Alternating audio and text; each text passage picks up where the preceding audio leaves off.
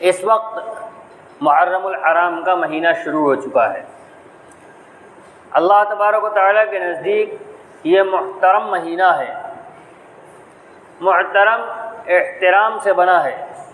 اور خود نبی اکرم صلی اللہ علیہ وسلم کا فرمان ہے کہ بہترین روزہ رمضان المبارک کے بعد محرم کے مہینے کا روزہ ہے۔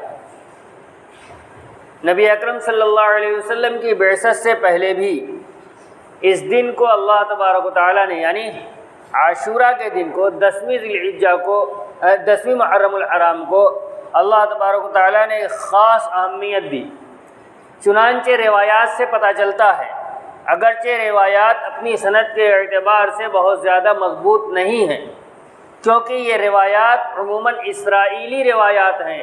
اور اسرائیلی روایات کے بارے میں اہل سنت والجماعت کا موقف یہ ہے، لا نصدق ولا نکذب، کہ ہم اس کی 100% تصدیق بھی نہیں کرتے، اور ہم یہ بھی نہیں کہتے کہ بات بالکل جھوٹی ہے، ہو سکتا ہے ایسا ہو سکتا ہے نہ ہوا ہو، امکان موجود ہے۔ جو باتیں بیان کی گئی ہیں اس میں ایک بات یہ ہے کہ اللہ تبارک و تعالیٰ نے حضرت آدم علیہ السلام کی توبہ 10 محرم الحرام کو قبول فرمائی، اور اسی طرح حضرت نوح علیہ السلام کی کشتی جودی پہاڑ پہ جو لگی وہ 10 محرم الحرام کا دن تھا۔ حضرت ابراہیم علیہ السلام کو نار نمرود سے جو نجات دی گئی وہ 10ویں محرم الحرام کا دن تھا۔ اسی طرح حضرت عیسیٰ علیہ السلام کو آسمان کے اوپر اٹھایا گیا وہ 10ویں محرم الحرام کا دن تھا۔ حضرت یونس علیہ السلام کو مچھلی کے پیٹ سے جب آزادی ملی تو وہ 10ویں محرم الحرام کا دن تھا۔ حضرت ادریس علیہ السلام کو جب آسمان پہ اٹھایا گیا، جس کو قرآن نے فرمایا وَاذْكُرْ فِي الْكِتَابِ ادریس إِنَّهُ كَانَ صِدِّيقًا نَبِيًّا وَرَفَعْنَاهُ مَكَانًا عَلِيًّا، کہ ہم نے ادریس علیہ السلام کو بلند مقام پہ اٹھا لیا،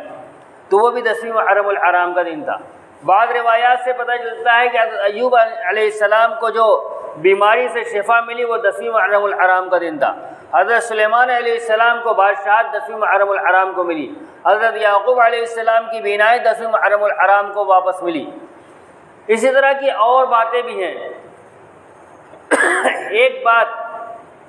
اور روایات کے اندر ملتی ہے کہ قریش مکہ بھی 10ویں محرم الحرام کا بہت اہتمام کیا کرتے تھے، چنانچہ بیت اللہ کا غلاف 10ویں محرم الحرام کو تبدیل کیا کرتے تھے اس دن کے احترام میں۔ چونکہ نبی اکرم صلی اللہ علیہ وسلم کا عام معمول یہ تھا کہ آپ ایسے معاملات کے اندر جس میں قریش مکہ، کفار مکہ اور اہل کتاب سے تصادم ہو جاتا تھا، اس میں تو آپ اہل کتاب کی موافقت کرتے تھے، کیونکہ وہ آسمانی مذہب کے ماننے والے تھے، یہود اور نصارہ۔ لیکن اور بیت اللہ سے متعلق جو معمولات تھے اس میں آپ کفار مکہ کی طرف نظر کرتے تھے، اگر ان کا عمل صحیح سمجھ میں آتا تو آپ اس کے مطابق عمل کرتے۔ چنانچہ 10ویں محرم الحرام کے دن کی تعظیم نبی اکرم صلی اللہ علیہ وسلم پہلے سے کرتے چلے آ رہے تھے، اور آپ 10ویں محرم الحرام کا روزہ رکھتے تھے، لیکن کسی سے رکھنے کے لیے کہتے نہیں تھے، آپ خود اہتمام کرتے تھے۔ جب آپ ہجرت کر کے مدینہ طیبہ تشریف لے آئے تو مدینہ طیبہ کے اندر آپ کو معلوم ہوا بعد میں، جاتے ہی نہیں بعد میں، کہ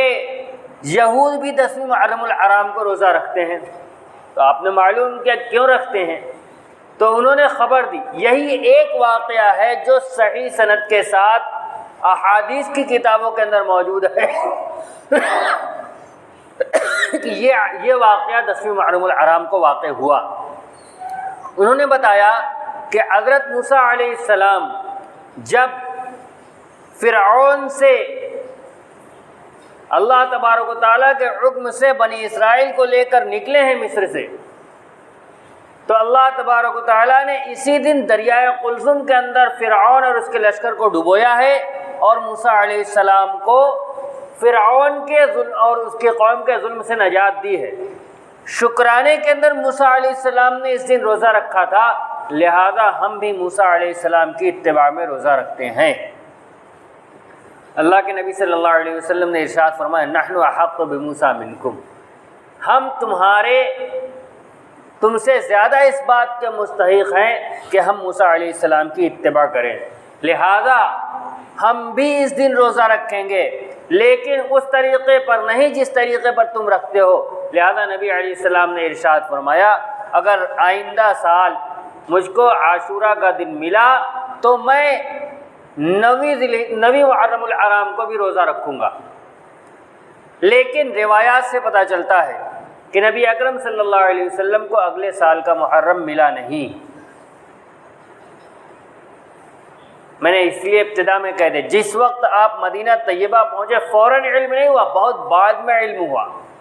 اور آپ چونکہ پہلے سے روزہ رکھتے آ رہے تھے جیسا کہ میں نے عرض کیا، لہذا اس سال بھی آپ نے 10ویں کو روزہ رکھا، لیکن یہود سے مخالفت کے لیے آپ نے کہا کہ آئندہ سال اس میں 1 دن کا اضافہ کر لیں گے۔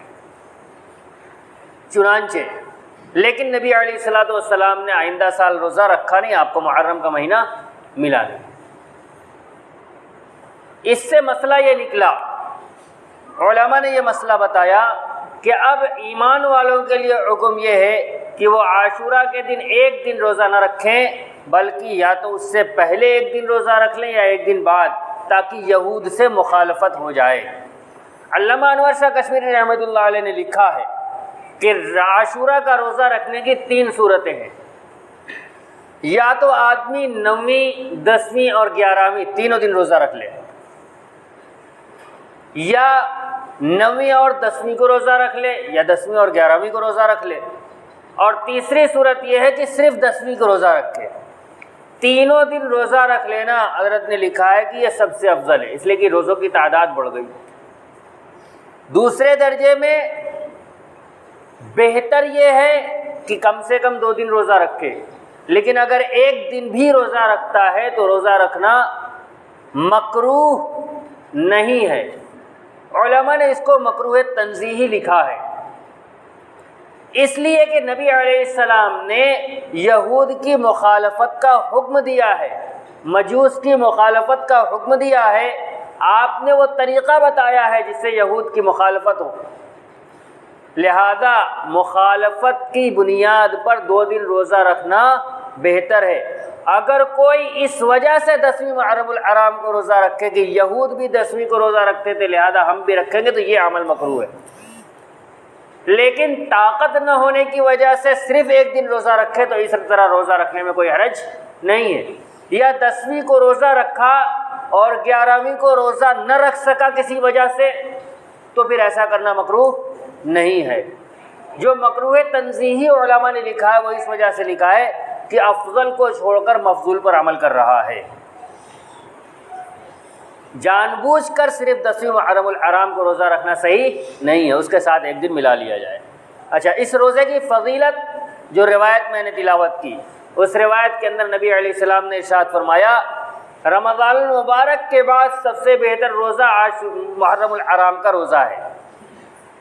ایک روایت کے اندر عبداللہ ابن عباس رضی اللہ تعالیٰ عنہ ارشاد فرماتے ہیں کہ اللہ کے نبی صلی اللہ علیہ وسلم رمضان کے بعد سب سے زیادہ اہتمام عاشورہ کے روزے کا فرماتے تھے، اور بعض روایات سے پتہ چلتا ہے کہ نبی اکرم صلی اللہ علیہ وسلم رمضان المبارک کا روزہ فرض ہونے سے پہلے عاشورہ کے روزے کی ایسی تاکید کرتے تھے جیسے یہ روزہ واجب اور فرض ہے۔ چنانچہ ایک مرتبہ آپ نے اعلان کروایا تھا مدینہ کے انصار کی بستیوں کے اندر کہ جس نے صبح سے کچھ نہیں کھایا ہے وہ آج کے دن روزہ رکھے، یعنی 10ویں محرم الحرام، اور جس نے کچھ کھا لیا ہے وہ بھی اب پورا دن روزے دار کی طرح رہے، آئندہ کچھ کھائے گا نہیں۔ لہذا اس دن کے روزے کا اہتمام، نفلی روزوں میں سب سے زیادہ افضل اور فضیلت والا روزہ ایک عرفہ کا روزہ اور ایک عاشورہ کا روزہ ہے۔ روایات سے پتہ چلتا ہے کہ عاشورہ کے روزے کی اہمیت بحیثیت عاشورہ کے روزے کے زیادہ ہے، لیکن عرفہ کے روزے کی اہمیت اس بنیاد پر زیادہ ہے کہ وہ ذی الحجہ کے 10 دنوں میں سے آتا ہے جو دنوں کے اعتبار سے سب سے افضل دن ہے۔ لہذا 10ویں محرم الحرام اور اس کے ساتھ 1 دن ملا کر روزہ رکھنے کا اہتمام کرنا چاہیے۔ ایک روایت کے اندر نبی علیہ السلام نے ارشاد فرمایا مجھے امید ہے کہ جو شخص عاشورہ کے دن کا روزہ رکھے گا اس کے پچھلے 1 سال پیچھے کے گناہ معاف ہو جائیں گے، اور ابن ماجہ شریف کی روایت کے مطابق 1 سال پیچھے کے اور 1 سال آگے کے گناہ معاف ہو جائیں گے۔ ترمذی شریف کی روایت میں صرف پیچھے کا تذکرہ ہے، اور مسلم شریف کے اندر بھی صرف پیچھے کا تذکرہ ہے، لیکن ابن ماجہ کی روایت کے اندر پیچھے کے ساتھ ساتھ 1 سال آگے کا بھی تذکرہ ہے کہ 1 سال پیچھے کے گناہ بھی معاف ہو جائیں گے اور 1 سال آگے کے گناہ بھی معاف ہو جائیں گے۔